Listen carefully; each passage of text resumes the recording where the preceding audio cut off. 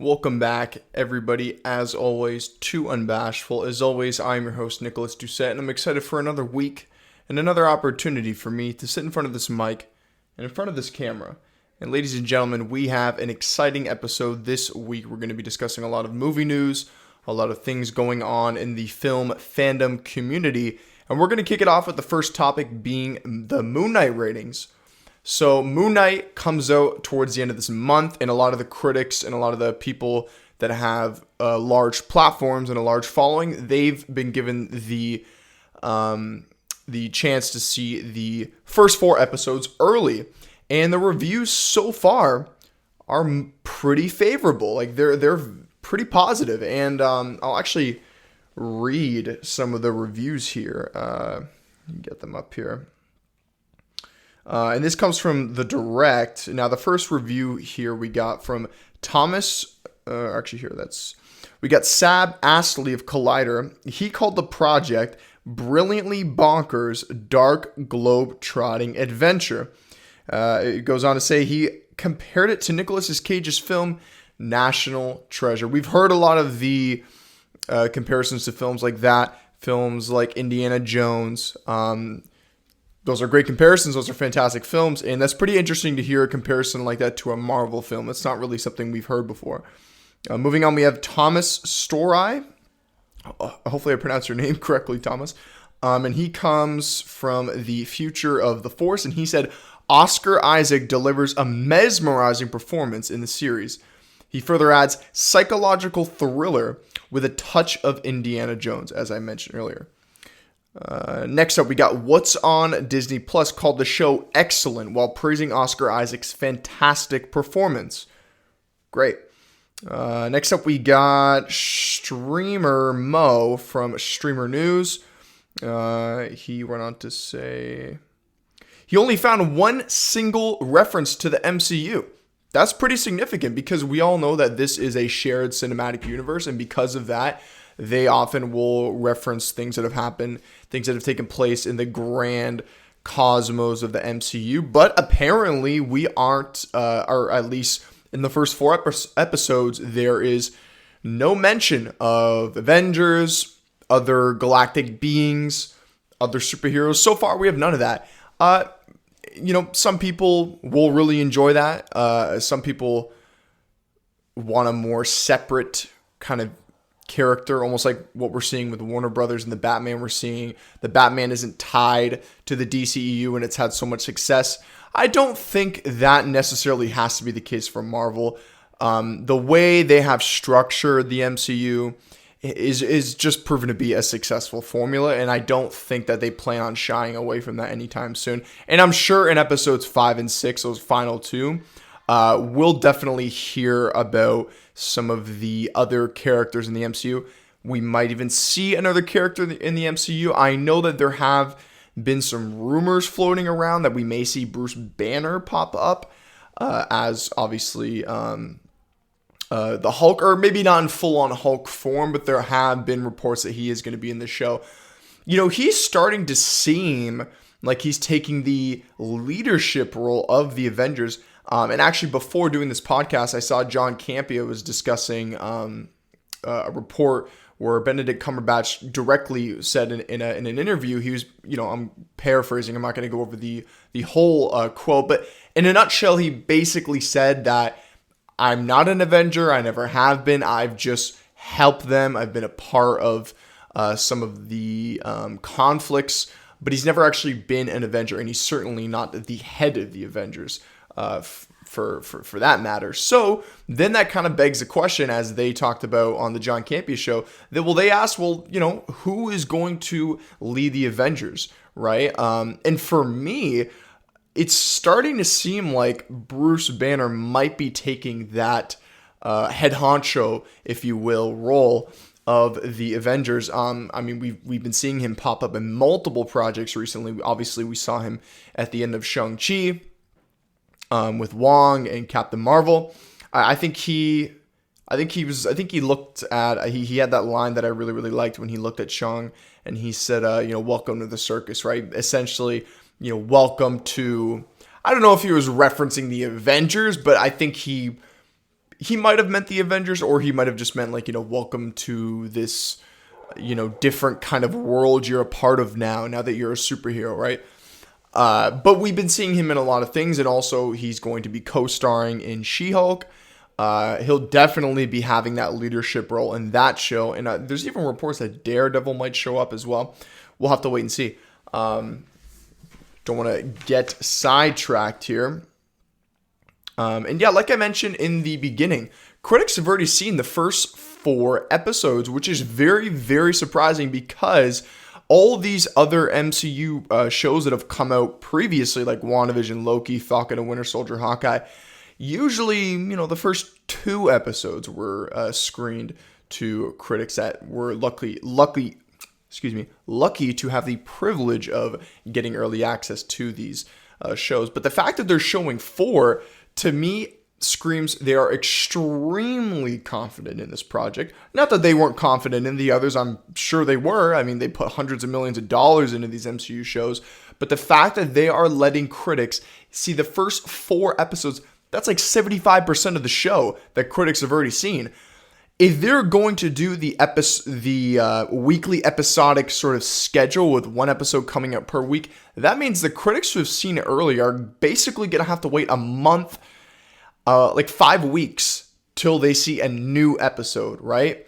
So then that kind of begs the question, are they going to do 2 episodes a week? Or are they going to throw everything out, all 6 episodes on release? I highly doubt that. But then again, critics have already seen 75% of this show.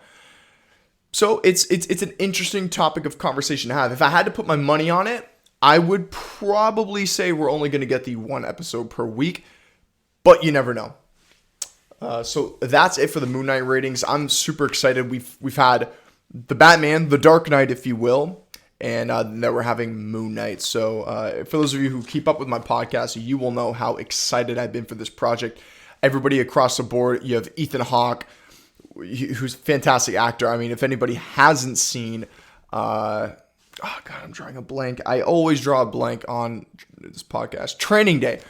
If anybody hasn't seen Training Day, that was the film that introduced me to Ethan Hawke, and he's been in many other great films as well. The Sunset trilogy, I think. I haven't seen them, but I've heard great things about it's like that trilogy of him meeting that woman from Paris, and they end up spending the rest of their lives together. I don't entirely know, but I've heard really good things about that. He's been in a lot of other good films like Sinister. So Ethan Hawke and obviously Oscar Isaac. Dude's a hell of an actor. And I'm sure everybody else will be great as well. So yeah, those are my thoughts on Moon Knight. Let me know what you guys think. Do you guys think we're going to see a restructure in terms of how they release these episodes? Let me know. Topic number 2. There's been a lot of discussion about the Batman, but I sort of feel like the Batman hype has kind of died down a little bit. I feel like most people have had the chance to see the film. If you're like me, you've seen the film multiple times. I've seen it now 3 times. I saw it again, I want to say last week. And I've just enjoyed it. I've enjoyed it even more every single viewing, right? Which I didn't think that was going to happen just because it is a 3-hour film. I definitely didn't think I was going to enjoy it less, but I just thought, I'll just enjoy it. It's Batman. It's Robert Pattinson. He's my favorite actor in Hollywood. But no, I actually really, really have I've had a different experience every time watching this film. The second time I saw it with my friend Zach. The third time I just saw it by myself. It was like a Thursday night. And I had nothing else to do. Had a gift card to Cineplex, which is the theater chain here in Canada. And I just wanted to go see it. And I loved it. And I honestly might go see it a 4th time, but I'll probably try and go see it with somebody I know who hasn't seen it. But anyways, forget all that. I'm not here to talk about how many times I've seen the film. What my point is that the hype is going down, but now the conversation and the focus is starting to shift from this film, the Batman, to the next film, the sequel. And a lot of people, in the, for lack of a better term, nerd community, I am, of course, I consider myself a part of that community, essentially just diehard fans of comic book characters. A lot of people, myself included, are under the general impression that the villain for the next sequel in this, what we assume to be a trilogy, is going to be Mr. Freeze. We are under the impression that Mr. Freeze will in fact be the villain for the sequel, whatever they decide to call it, Batman 2. I don't think they would call it that rather. And you know, if you would have asked me a year ago, you know, Mr. Freeze in this version of Batman, in this sort of world that Matt Reeves is building up, you know, Matt Reeves has mentioned many, many times in interviews and articles that he wants to make the most grounded version of Batman we've ever seen. We've seen, you know, obviously Christian Bale, that's ultra realistic, very, very grounded, but nothing quite to the point of this, right? So then when you mention Mr. Freeze and in the same breath of saying, well, you want to keep this world grounded, well, it's kind of hard to do that, right? Or at least that was my first thoughts. But then there's been a lot of interviews since then, and Matt Reeves has discussed it. You know, I'm paraphrasing, but he said that basically he wants to try and take the most, you know, fantastical characters in the Rose Gallery of villains in the Batman comics and try and find a grounded version of those characters. And he mentioned how he believes that there is a grounded version out there of Mr. Freeze. And you know what? If he says it, the guy is a genius. I trust him. And if you really kind of break down Mr. Freeze as a character, and I'll be honest, I'm not extremely familiar with Mr. Freeze. I've just gone off of, you know, things I've watched and heard. You know, roughly the things that I've heard about him is that he was a scientist and his wife had some kind of you know, physiological or rather physical illness, and he tried to cure her by, like, you know, freezing her or whatever. And I guess the sort of lines of morality and ethics, he probably, you know, crossed those lines, I guess, in the process, and that's inevitably what attracted Batman to come to stop him. That's a very vague, you know, broad, and probably not a completely correct description of the character.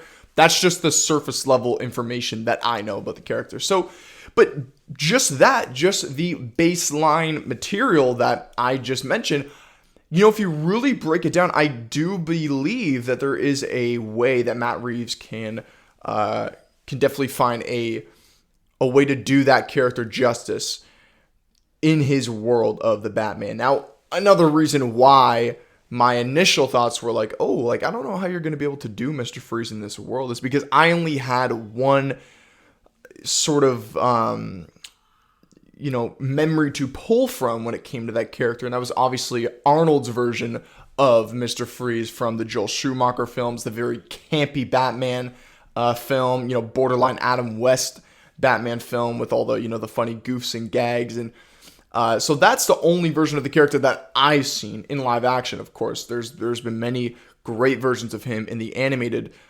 films and shows.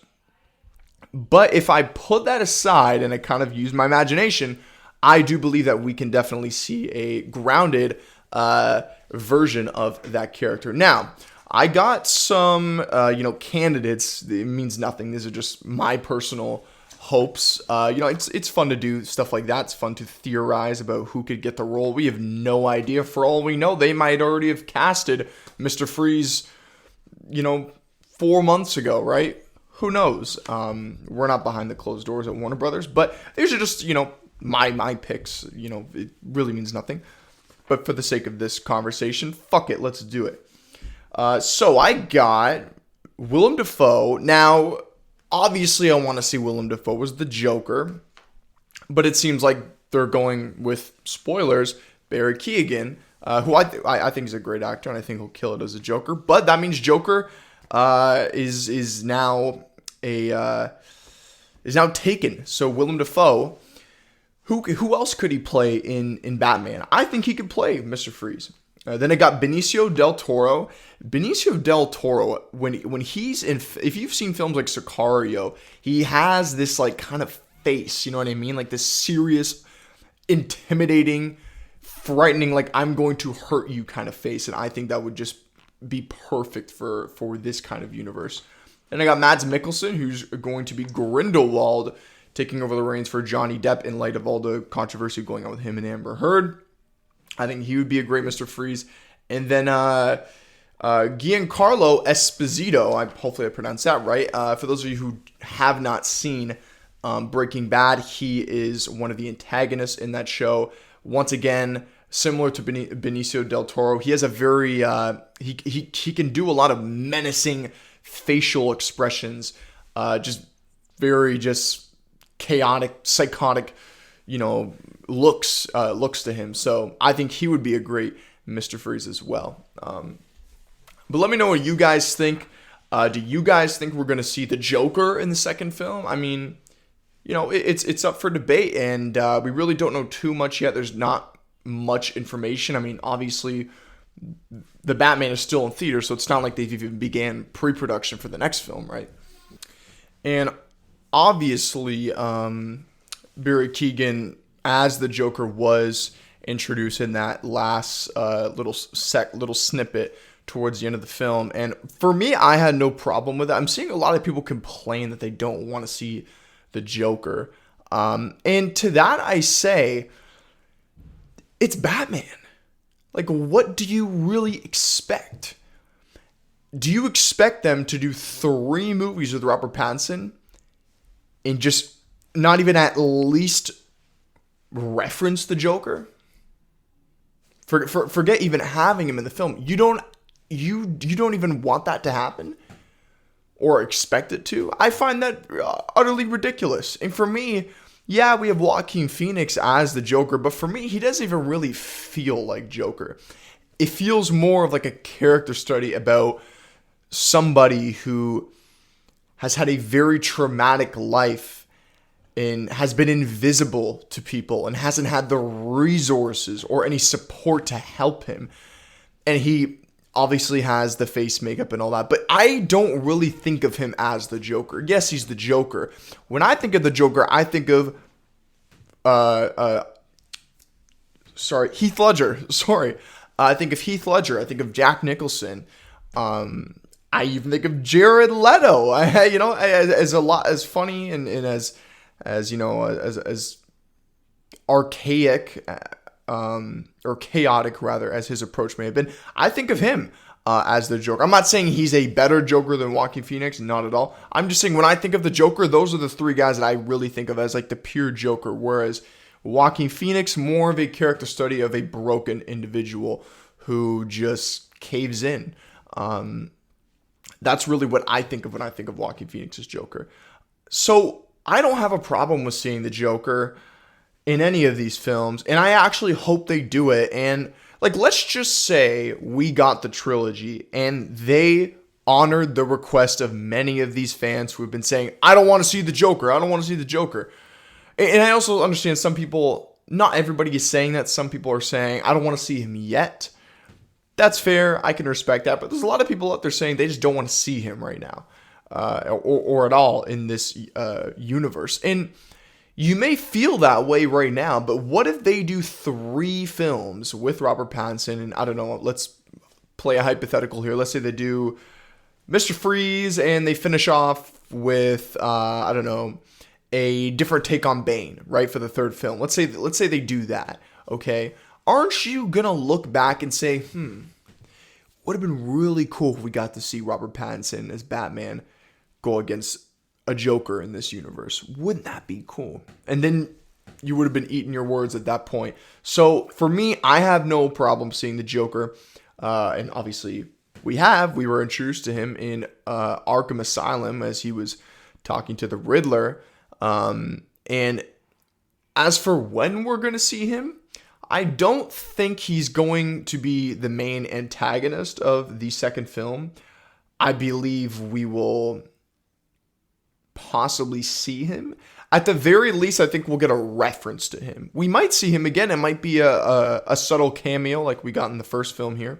But I do believe that in this new Arkham Asylum series that they're doing, I do think we will see him significantly in that as well. A good way to sort of build up his character, because he's obviously stepping in some very, very big shoes. I mean, some fantastic actors, even for all the hate that Jared Leto gets as the character. Jared Leto is an Academy Award-winning actor, so very, very, very big shoes to fill. So I'm sure they want to probably plant the seed, take time to fully develop that character before we actually see him share the screen with the Batman. But I am very curious, because they actually, Robert Pattinson, Matt Reeves was discussing in detail how they actually have a deleted scene of Robert Pattinson speaking directly to Barry Keoghan's Joker in Arkham Asylum. So that would have been really, really cool to see. So hopefully I'm sure they will release that deleted scene at some point in the foreseeable future. But that's enough for the Batman right now. Next, we're going to move on to topic number 3. We now have the trailer for Miss Marvel. I'm not going to lie. For a little while, I kind of forgot this show was coming out. I haven't been very excited for it. I know she's going to be co-starring in the Captain Marvel sequel. And I know, the basic, plot or the basic background of the character of Miss Marvel. But I do know that they changed her powers for this TV series, because she essentially has similar, in the comics, she has similar capabilities to Mr. Fantastic. She can kind of stretch her arms and her limbs to great sort of lengths, and I think she can even make her hand go bigger. This is coming from somebody that doesn't know a significant amount about the character, but that's just, like I said, the surface level information I know. But I'm pretty sure they made the change to make her more of a kinetic force, similar to what we saw with the 10 Rings. I think they did that on purpose to, differentiate her powers from Mr. Fantastic, who we will be seeing very shortly in, I assume, Doctor Strange Multiverse of Madness. And then also we know that the Fantastic Four are getting a fresh reboot film coming at the end of Phase 4 here in the MCU. So I'm sure that's probably why they did that. And her powers do kind of look similar. We see in the trailer, her hand gets incredibly huge, but not in the same means as to which it was in the comics. So, but anyways, aside from her powers, let's just talk about the trailer itself. For me, I thought the trailer was okay. To be honest, I thought it was kind of underwhelming. Most people seem to really like it, and I'm happy for those people. If you really, really like it and you're really, really excited, I'm happy for you, because I love the MCU and I want the MCU to succeed. But for me, this trailer didn't really do it for me. It kind of looks like a coming of age story in a comic book film, which isn't something new. I mean, we've seen that with Spiderman many of times, but I don't know. I'm going to need to see more before I'm really excited for this. As of right now, I'm curious. I'm going to watch it, but I'm not, blown away.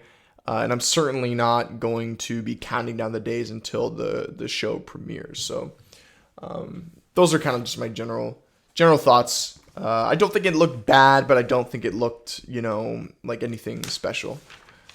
Moving on. Topic number 4, we got our first behind-the-scenes look at Oppenheimer. Pardon me here. Check the time. Yeah, so I've talked about this film a lot. It's quickly becoming my most anticipated film of next year, and it looks like they've begun shooting, and we have our first behind-the-scenes look. From what it looks, in the photos, it looks like Matt Damon and Cillian Murphy as Oppenheimer, and I forget the character or the person, I guess, because this is a biopic. I forget the person that Matt Damon is performing. I know it's some kind of head of military that worked very, very closely with J. Robert Oppenheimer on the Manhattan Project. It looks like they're almost I can't quite tell what's happening in the photo. They're on this sort of stage, and it looks like Matt Damon's character is sort of approving, almost like a bill, it almost looks like a bill has passed to work on the atomic bomb or something. I don't know. that probably will be wrong, but it just looks like they're celebrating something significant, some decision being made, because they're sort of like holding this plaque, it looks like, with this, text. It's obviously very hard to make out what it is because the picture was taken from afar. That's sort of like my speculation as to what's happening in the photo. And then you see behind them, there's a bunch of flags from different countries and so on. So I'm not quite sure. But in the photo, we obviously see Cillian Murphy. We see Matt Damon. And then actually further to the left, you see Emily Blunt, who we know is going to be playing Robert Oppenheimer's wife. And then just looking at Cillian Murphy, you could tell he has lost a lot of weight. He looks incredibly skinny. And obviously that was on purpose, because if you just Google photos of Oppenheimer, he's a relatively thin person, not really, not very broad, not very muscular. I mean, the guy was a scientist. I don't really think he cared about, picking up dumbbells. But he's a relatively slender individual, and you could definitely tell Cillian Murphy lost some weight to prepare for this role. He almost looks dehydrated. Which is, once again, I think that's what he was intending on doing, to sort of get that sunken look to him. Not that, Oppenheimer had any, eating disorders or anything of that, that realm. But as each photo for this film releases, it just gets me further and further and further excited, or I guess more excited. That would be the proper way to put it. And I think it comes out in summer of next year. And there's been some speculation about this film as to, could it be black and white? I am not against that at all. Now, for some people, that can be a problem. Me personally, I don't have an issue with it. I think it all kind of depends on what film you're doing. Like, if we got a black and white Avengers movie, I wouldn't want that. I don't think anybody else would. But for the sake of this, it's a period piece of, a part of history that took place during the Second World War. So I think it's fitting. And I think that'd be a very interesting choice, because we've never seen Christopher Nolan direct a film black and white. But then again, he directed Dunkirk. That was also a film that took place in one of the world wars.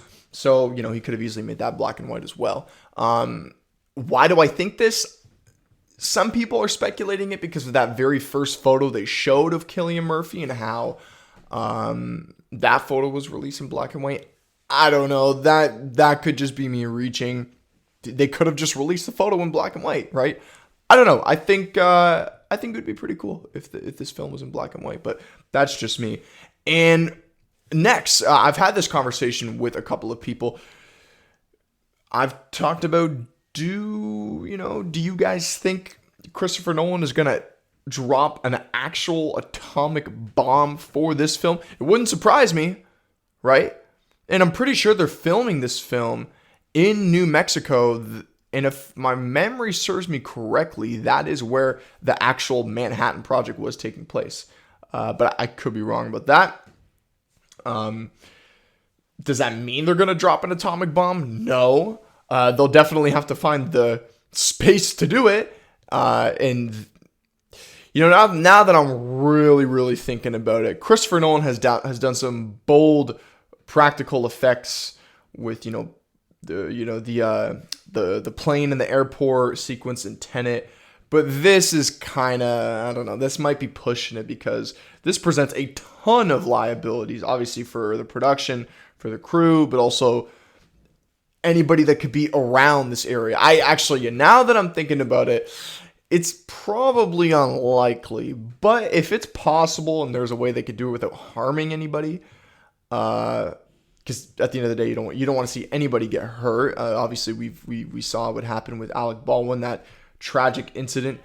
So we don't want to see that. And in any way, anybody getting harmed on a set, we don't want to see that happen again, especially on a scale like this with an atomic bomb. So now that I really kind of, look down the line here, it's probably unlikely. But if they could do it safely, I hope they do, because I think that would be insane. Because we've seen that same atomic bomb mushroom cloud sequence in so many films. It'd be nice to see it for real, but I don't know if that's going to happen.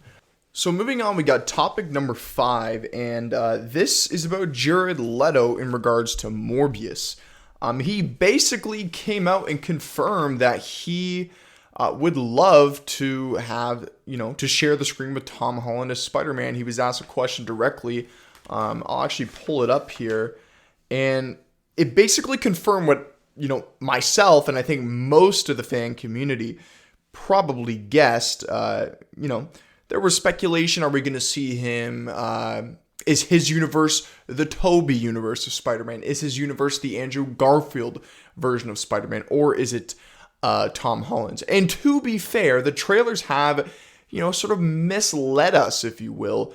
We've seen the Oscorp Tower from Andrew Garfield, and then we've seen the poster on that wall, literally a direct snapshot of Tobey Maguire's Spider-Man. So it is fair to be confused, and I was confused as well, but I always kind of believed that they were going to set him up for Tom Holland. It just makes sense. They're developing, the catalog of Spider-Man villains, and they even have a Madam Web movie coming out, so it's only fitting. We know that that's probably going to happen.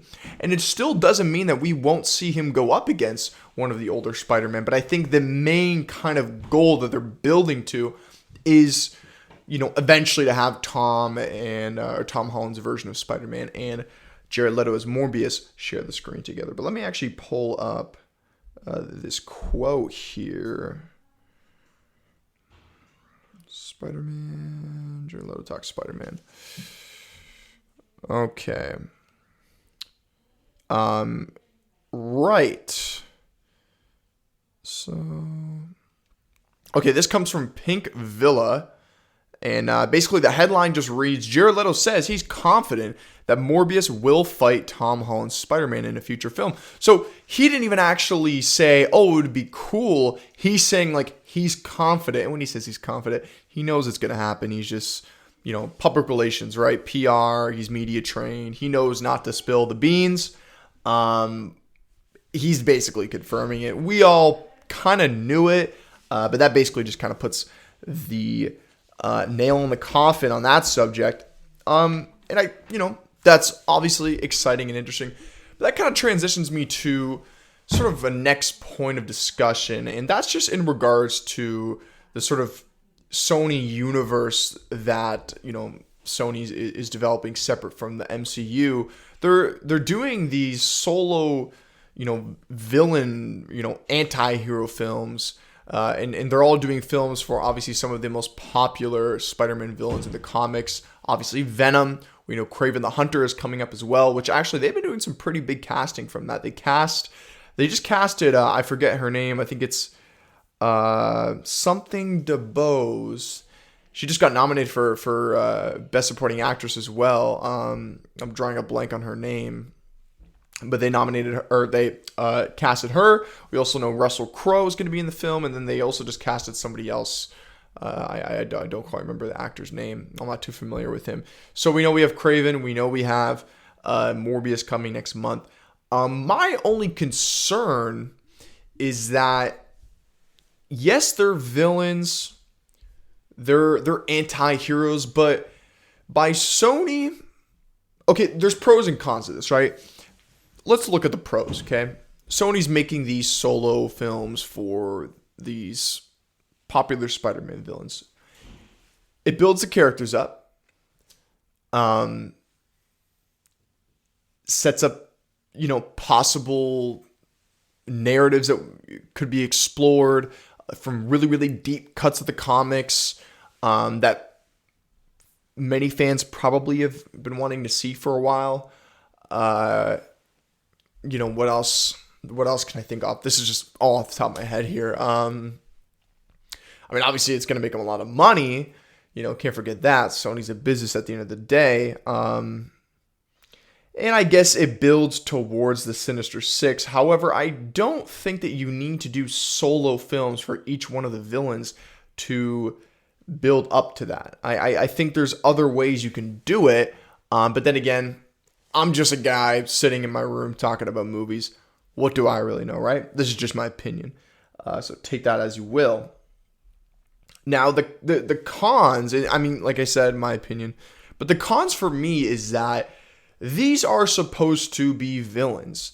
And by introducing them with their own solo film, because we're getting these separate arcs for these characters that don't have to do with Spider-Man yet, we're going to develop a sense of care for these characters, and then we're not really going to see them as villains. And then when they inevitably do go up against Spider-Man, it's almost going to seem like it's out of character for them to be doing that, right? That's just a concern I have. I'm not saying it's going to be the reality. I'm not trying to be pessimistic. I'm not saying, I'm not saying it isn't going to work out. For all we know, this could be a huge hit in terms of the foundation that they're building for this universe. I think the acronym spells SPUMP or something like that. I don't know. But who knows? Let's kind of give it some time, wait for the movies to come out. That's just a concern I have. I'm not saying that's concrete or that's or that's what it is. Like, that's no, like, the films haven't come out. I don't want to cast, judgment, right? It's just a concern that I have. But speaking of these sort of side Marvel Spider-Man universe movies, I talked about on the show last episode, it was before last episode. It was episode 20 or 21. Can't quite remember. I talked about how Dakota Johnson was cast to play Madam Web, which kind of came out of left field. For a while, I thought that film was going to get canned. But they're getting ready for it, and we got even more casting news now. Sydney Sweeney from Euphoria, which I love Euphoria. Her character, for those of you who aren't familiar, she plays Cassie in Euphoria. She's a great actress, and she is now joining the cast in an unknown role right now, at least to my knowledge. Pretty exciting news, I guess. Talented performer, and I can't wait to see what she brings to this film. I assume it's a significant role, and yeah, so looking forward to it. Up next, let's see what we got here.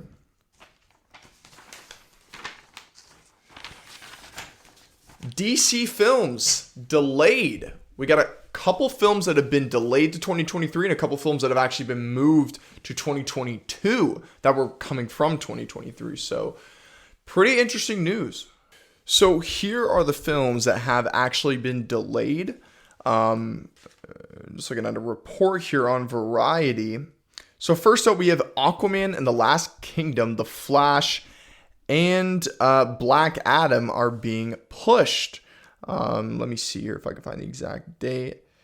So Aquaman is being pushed to it was supposed to come out December 16th, 2022. It's now instead coming up March 17th, 2023. So literally today, at this day next year, we'll be seeing the release of Aquaman 2. Well, I mean, when this episode comes out, it'll be the 20th. What are we, Thursday?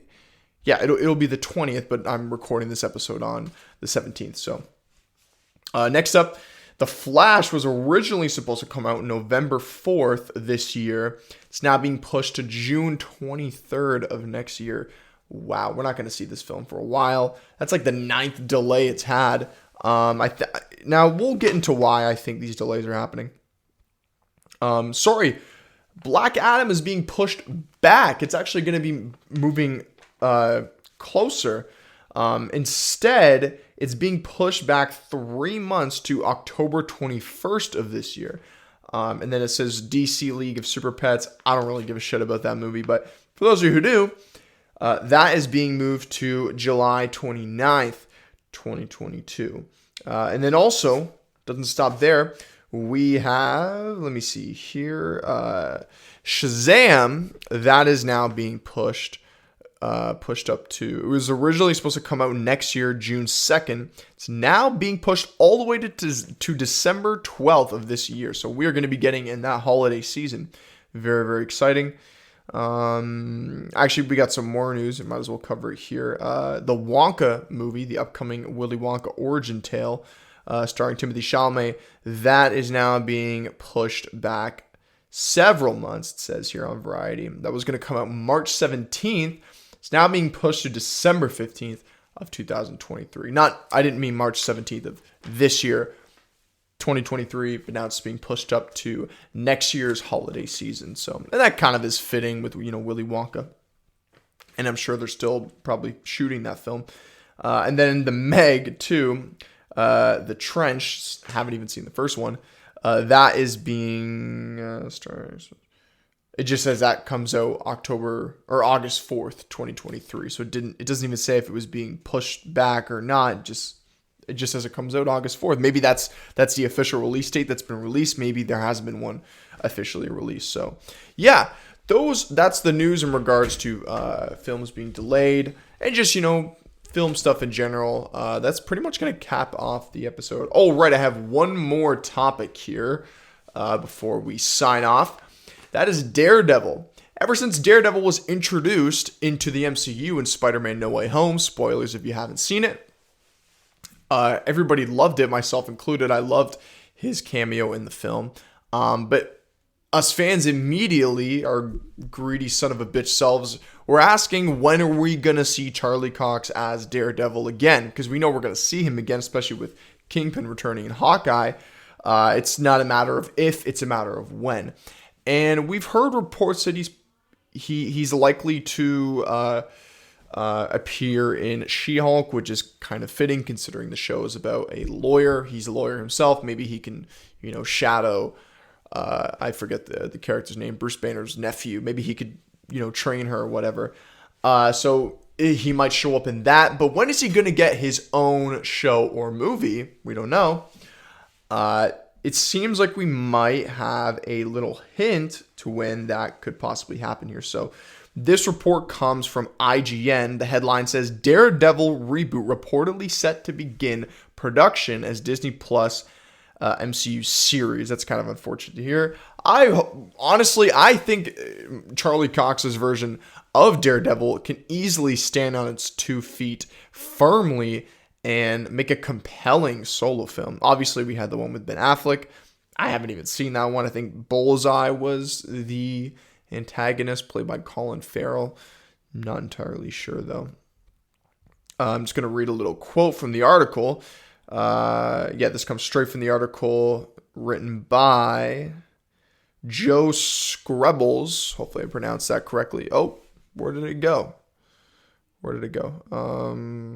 The show is listed as a Disney Plus series currently in development, with head of Marvel Studios Kevin Feige and Chris Gary, it says Marvel's Behind the Mask, essentially, those are the two guys running the whole thing, mentioned as producers, which is, no surprise there.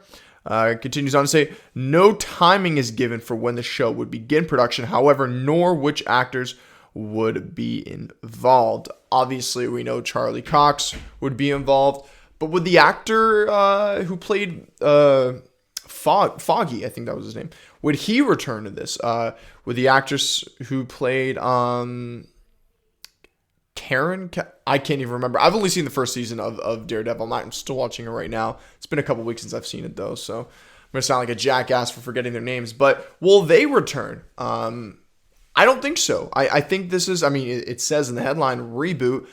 We could see them, they themselves, those characters, if they decide to bring them back, they could be rebooted as well with the same actors, but I don't know. I think it's one thing to bring back Charlie Cox and call it a reboot, but to bring back all the other actors and the same characters and still try and call it a reboot, I think it's going to be kind of hard for audiences to get behind that. They're just going to look at it as a continuation of the Netflix version of Daredevil. But anyways, guys, that is going to conclude today's episode today. Kind of a shorter one, but I hope you guys enjoyed. Let me know what you guys think in the comments down below. What's your thoughts on this? And what are you excited for in the film and television world? What are your kind of big films you're really looking forward to, since we've had, the Batman and Spider-Man now? There's a lot of really, really big films to look forward to. Obviously, Doctor Strange. I would say The Flash, but that got pushed to next year.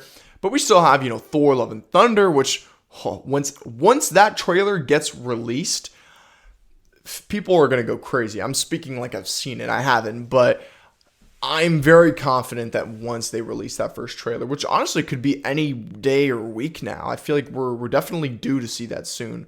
So, and I will cover it here, of course, on the podcast once that releases. But yeah, we have that. And then, do we have any more, aside from Moon Knight, do we have any more Disney Plus shows coming this year? She-Hulk. And I think that might be it. Maybe Secret Invasion. I think that might come out the following year, next year. So we'll have to wait and see. But anyways, guys, thank you very much for watching. As always, I want to thank you for taking the time to listen to me. And yeah, let's have a conversation. Let me know down below in the comments about any of these films, and if you're excited for any of them or any of the Disney Plus shows coming up. But anyways, guys, thank you so much for watching. I've said thank you like 3 times now. I gotta go. Have a great day, and I'll see you on episode 24.